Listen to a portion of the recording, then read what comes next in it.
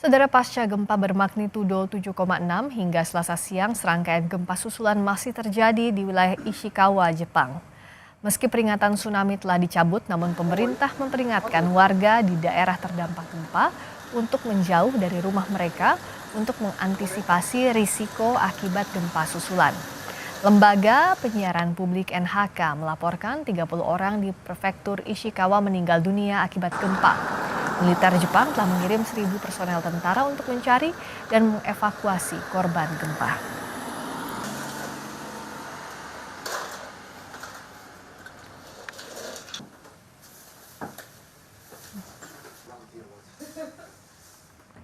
Saudara, hari pertama di tahun 2024, Jepang dilanda gempa bermagnitudo 7,6.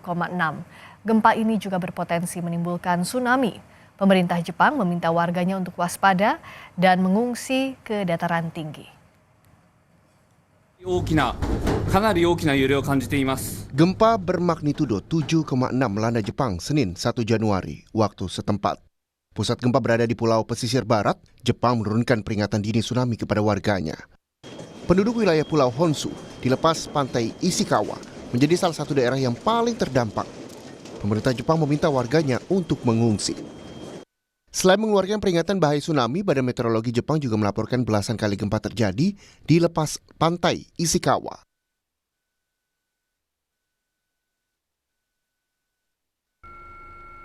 Setidaknya 6 rumah rusak dan banyak orang terjebak dalam reruntuhan di Yoshimaya, Hayashi.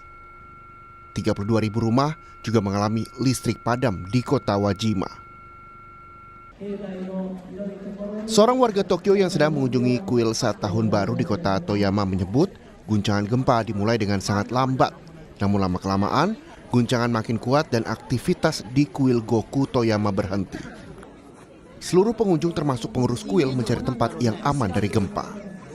And at first, people just were stunned, and they kept trying to go to the shrine. Everybody was standing in line pretty much. It's Japan, but what happened is that all of a sudden it had another shake, and then people just started. They were asking around what to do, and then finally one of the priests came out and said, "Run!" And basically everybody just started running.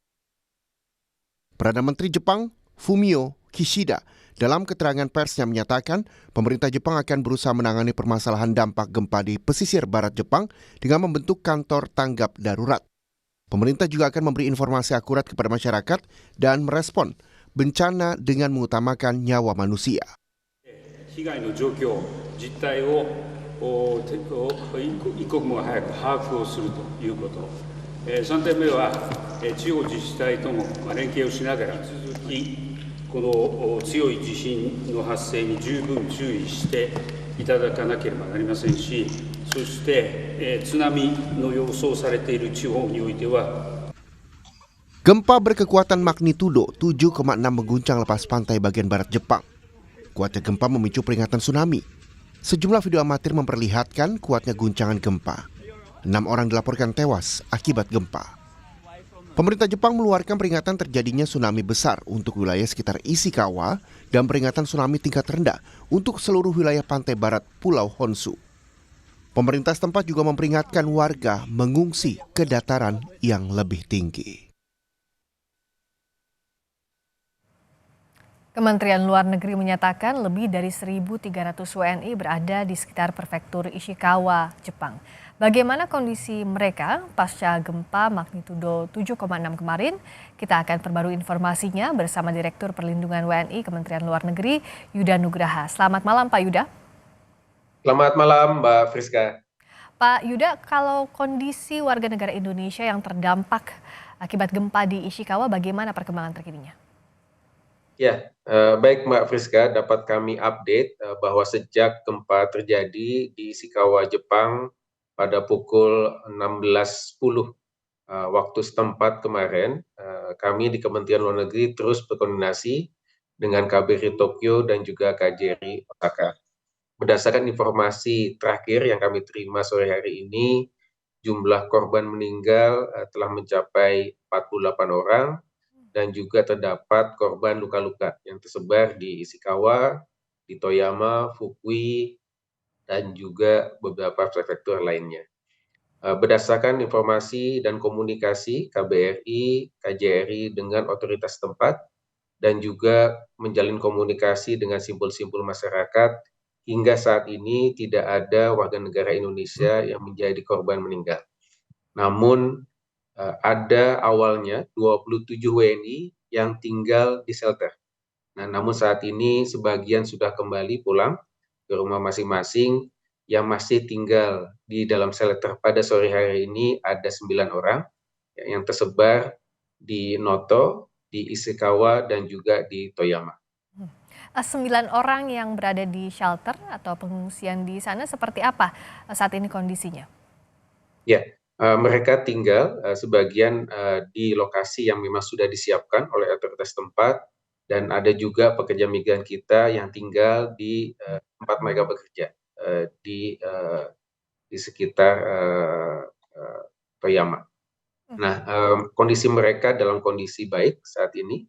Komunikasi terus dijalin oleh KBRI dengan 9 WNI tersebut. Nah, selain di Prefektur Ishikawa, apakah ada titik lainnya juga yang perlu diwaspadai pasca gempa ini? Ya, tentunya saat ini peringatan tsunami telah dicabut oleh otoritas tempat, namun tetap disampaikan bahwa ada kemungkinan gempa susulan yang dapat terjadi dalam sepekan ke depan. Nah, oleh karena itu diminta KBRI dan KJRI juga telah menyampaikan himbauan untuk para WNI agar tetap waspada. Selalu mengikuti informasi yang disampaikan otoritas tempat, mengikuti arahan yang disampaikan otoritas tempat, dan juga jika mengalami situasi kegawat dauratan, segera menghubungi nomor hotline yang sudah disiapkan oleh KBRI Tokyo dan juga KJRI Osaka. Sebagai gambaran Pak Yuda, saat ini kan statusnya warga diminta waspada jika terjadi gempa susulan selama sepekan ke depan. Nah, untuk titik evakuasi apakah masih di area Prefektur Ishikawa, tepatnya di mana saja, atau juga ada skema untuk mengevakuasi di luar prefektur? Mereka ada di dalam prefektur tersebut, namun di lokasi-lokasi yang aman, yang jauh dari pantai, seperti itu. Dan kita terus monitor kondisi mereka hingga saat ini. Tapi untuk mitigasi di Jepang ini termasuk yang maju ya dibandingkan negara lain? Betul, ya, karena memang Jepang merupakan salah satu negara yang rawan gempa, sangat sering sekali. Kami juga sudah berkomunikasi dengan WNI di sana bahwa mereka juga sering mengalami gempa seperti ini walaupun dengan magnitudo yang lebih kecil sebelumnya. Ya.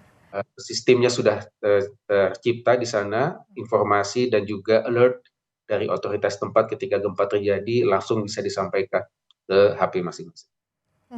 Dan sekarang imbauan untuk WNI di sana dan jalur komunikasinya seperti apa? Apakah dari pemerintah di prefektur tempat ke Kemlu baru ke WNI atau ada jalur langsung antara Kemlu dan WNI? Ya, tentunya kita menjalin komunikasi langsung dengan para WNI kita yang ada di sana. Ya, ada WhatsApp group juga di sana. Jadi komunikasi terus dijalin antara KBRI, KJRI dengan para WNI yang ada di sana.